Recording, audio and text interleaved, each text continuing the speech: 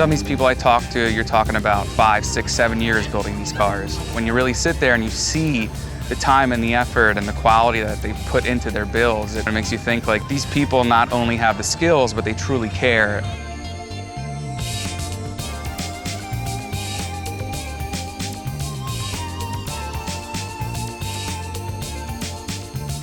Today we are looking for that next Hot Wheels vehicle. So it's got to be something that has a little bit of sweat equity from the owner. We're also looking for that original story. Maybe it was their grandparents, maybe it's a father-daughter, husband-wife, something that really tells that passion.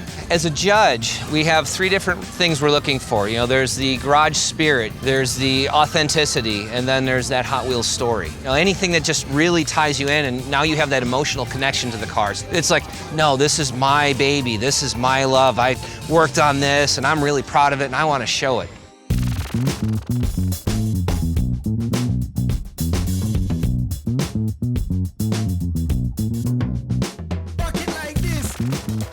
My name's Chris Nace, and it's a 53 Ford F100 pickup truck.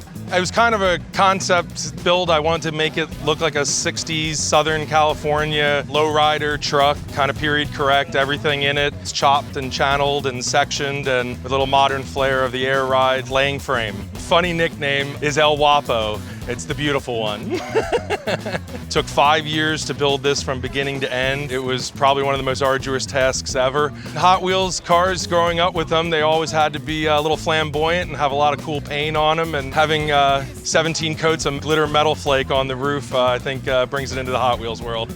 Well, my car is like a Hot Wheels car. Obviously, it's totally different than hopefully what you would see on the road. The car has a lot of nicknames. The one we go with is Voodoo Blue because of the color of the car. It took us about 3.5 years. We'd work on it 3-4 hours at night on a weekend. We chopped 5 inches out of the top, and then we took 2 3-inch sections out of the body. But we left the gills in, and then on the side, the chassis is custom made. The motor is a 750 series BMW 12-cylinder motor in it. There's Porsche half shafts, there's Corvette spindles. It's a variety of parts.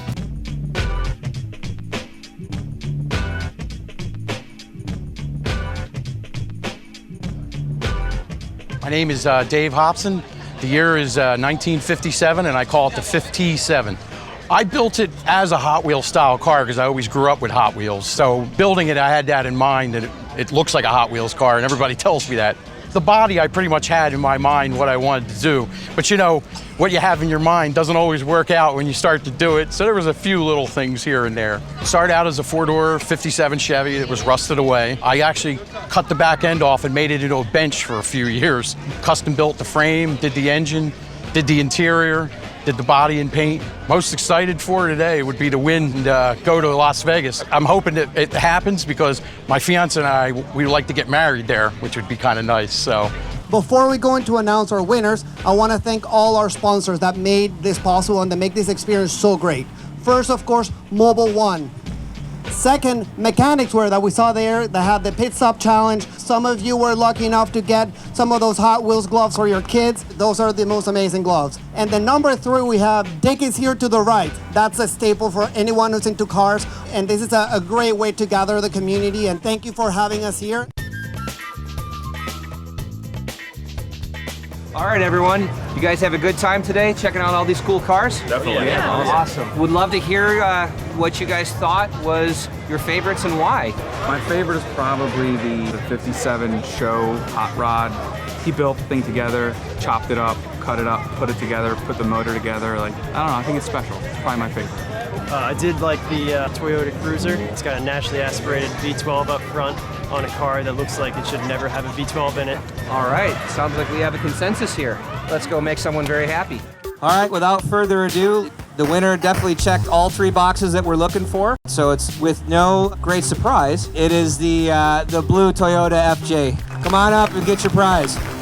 It started as a 1968 Land Cruiser, typical rust bucket. And from there, we decided it had to be different. So rather than go high, we decided to go low.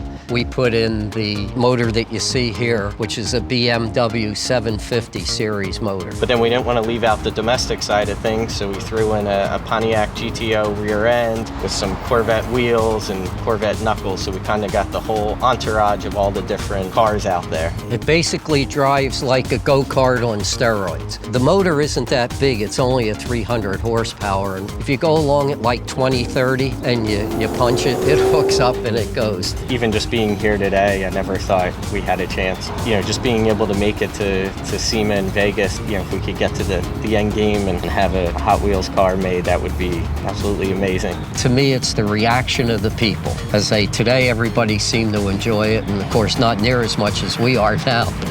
Well, thank you and congratulations. We'll see you at SEMA in Vegas. Tons of cool cars. I think we picked the right one. I hope to see you at the next event.